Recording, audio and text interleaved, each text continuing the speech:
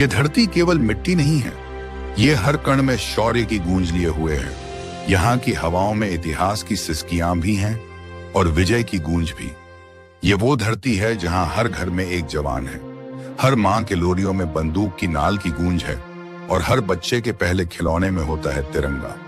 लेकिन कुछ कहानियां ऐसी होती हैं जो इतिहास की किताबों में नहीं होती। वो कहानियां जो जंगल की गहराइयों में घटती हैं, बर्फ की चुप्पियों में जमी होती हैं और कभी कभी गुमनाम शहीद स्मारकों पर एक टूटा हुआ नाम बनकर रह जाती हैं। आज देशभूमि आपको ले चलेगा उन शूरवीरों के बीच जिनकी कहानियां गाई नहीं जाती, जिनके नाम स्कूल की दीवारों पर नहीं लिखे जाते, पर जिनकी सांसें इस देश की नींव में लगी हुई हैं। सियाचिन की बर्फ पर जब पहली बार तिरंगा लहराया गया था तो वो युद्ध नहीं था, वो एक संकल्प था। भारत के जवानों ने समुद्र तल से 22,000 फीट की ऊंचाई पर बर्फ की कब्रों में अपने शरीर गाड़ दिए थे। कोई इतिहासकार साथ नहीं था, कोई कैमरा नहीं था, पर जो हुआ वह अमर था। नायक बलबीर सिंह की पलटन 6 दिन तक बर्फ में दबी रही। उनके शरीर जम गए थे पर झंडा नहीं झुका था। वो ऑपरेशन मेघदूत था, पर असल में वो इंसान की सीमाओं को लांघ जाने की कहानी थी। पूर्वोत्तर के जंगलों में एक समय ऐसा भी आया था जब भारत के दुश्मनों ने वहां एक स्वतंत्र देश का सपना पाल लिया था। National socialist council of Nagaland नामक संगठन ने हथियार उठा लिए थे और वहां अलगाव की आग लगा दी थी। भारत सरकार ने वहां भेजा ऑपरेशन राइनो। गुमनाम जंगलों में एक एक पेड़ मौत की घात लगाए बैठा था, लेकिन भारतीय जवानों ने न सिर्फ उस आतंक को रोका बल्कि वहां के जनजातीय समाज का विश्वास जीता। वहां कोई बड़ा युद्ध नहीं हुआ, पर हर रात एक युद्ध था, हर सुबह एक विजय। कश्मीर की घाटियों में जब पत्थर फेंकने वालों को देशद्रोहियों ने हीरो बना दिया, तब एक मेजर ने मानवता का सबसे बड़ा उदाहरण पेश किया।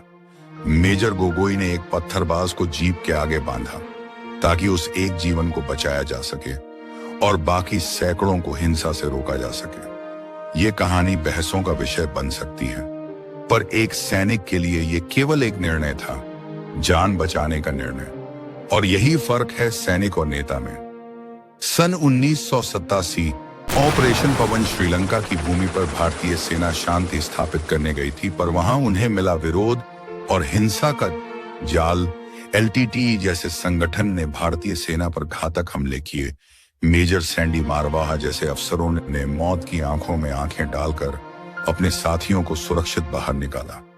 उनके शरीर छलनी हो गए थे, पर उनके होंठों पर एक ही बात थी, भारत माता की जय। अंडमान निकोबार के वीर सिपाही जिनकी पोस्टिंग होती है समुद्र के उस छोर पर जहां केवल तूफान रहते हैं, वो सैनिक केवल सीमाओं की रक्षा नहीं करते, वो प्रकृति की क्रूरता से भी लड़ते हैं। रातों को ज्वार उठता है तो पूरी पोस्ट डूब जाती है, लेकिन वो सैनिक वहीं रहते हैं, वहीं से रिपोर्ट भेजते हैं, वहीं से सूरज को सलाम करते हैं। ये कहानी किसी किताब में नहीं है, पर हर सिपाही की आंखों में है। जम्मू कश्मीर में एलओसी पर एक कहानी है, एक ऐसे सैनिक की जिसे गोली लगी और वो 3 किलोमीटर तक रेंगता रहा अपने साथियों को चेताने के लिए, ताकि वो दुश्मन के एम्बुश में न फंसे। उसका नाम आज भी गुप्त रखा गया है, पर उसकी चेतावनी ने 11 जिंदगियां बचाई। भारत पाकिस्तान युद्धों में सबने सुना है, विक्रम बत्रा, अब्दुल हमीद या मनोज पांडे की कहानियां, पर क्या आपने सुना है उन सिग्नल कॉर्प्स के जवानों की दास्तान जिन्होंने रात भर रेडियो पर संदेश भेजे और पाकिस्तानी सेना को भ्रमित किया? उनका कोई मेडल नहीं आया क्योंकि उनका नाम गुप्त रखा गया, पर उनका योगदान निर्णायक था। मणिपुर की घाटियों में 2004 में एक महिला ने अपनी बेटियों के लिए बंदूक उठा ली। वह कोई सैनिक नहीं थी, पर जब उग्रवादी आए और उसके पति को मारा तो उसने अपने खेत में छिपे हथियार से उन्हें खदेड़ा। आज वो महिला जेल में है, पर वहां के लोग उसे मणिपुर की मां कहते हैं। हर साल हमारे देश में औसतन 30 सैनिक ऐसे होते हैं जो आतंकी मुठभेड़ों में शहीद हो जाते हैं, जिनकी खबरें केवल 2 मिनट के बुलेटिन में आती हैं। न कोई कैंडल मार्च, न कोई सोशल मीडिया ट्रेंड, पर उनके परिवार अपने आंसुओं को तिरंगे में समेट लेते हैं। ऐसी भी कहानियां हैं जहां सेना ने गोलियां नहीं चलाई, बल्कि स्कूल बनाए, अस्पताल खोले और दुर्गम पहाड़ियों में बच्चों को किताबें दी। ये कोई युद्ध नहीं था, लेकिन ये भी एक लड़ाई थी अज्ञानता और गरीबी के खिलाफ। जब लद्दाख के गलवान में संघर्ष हुआ और हमारे 20 जवान वीर गति को प्राप्त हुए, तब पूरी दुनिया जान गई कि भारतीय सेना केवल शांति की बात नहीं करती, वो शांति बनाए रखने के लिए अपने प्राण भी दे सकती है। जिन लोगों ने पत्थर उठाए उनके खिलाफ, जो हमारे तिरंगे को जलाना चाहते थे, उनके सामने जब जवानों ने चुपचाप सहन किया, तो वो सहनशीलता भी एक बलिदान था।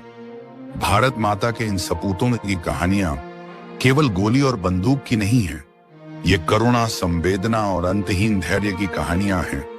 जब किसी जवान की चिट्ठी आती है तो वो केवल शब्द नहीं होते, वो उसकी सांसों की गर्मी होती है।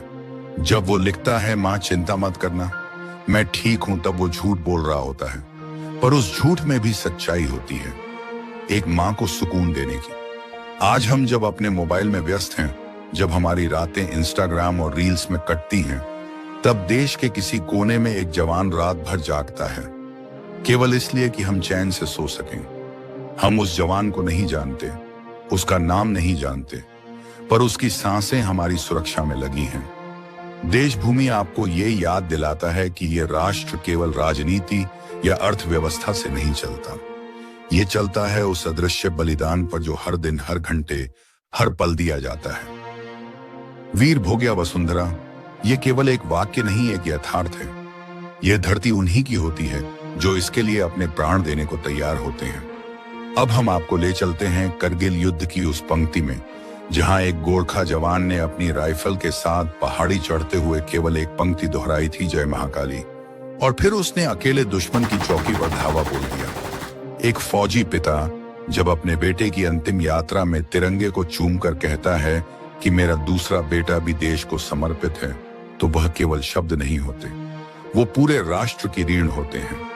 राजस्थान के रेगिस्तान में जब जवान 50 डिग्री की गर्मी में गश्त करता है और दूर एक बूढ़ा चरवाहा उसे पानी देता है, तब दोनों की आंखों में एक समान भाव होता है, देशभक्ति का भाव। हम भूल जाते हैं कि हर त्योहार जब हम मनाते हैं, तब कहीं कोई जवान अपने बंकर में अकेला बैठा होता है। दिवाली के दीप जलते हैं, पर उसकी आंखों में मां की यादें टिमटिमाती हैं। होली के रंग उड़ते हैं, पर उसकी वर्दी धूल से सनी होती है।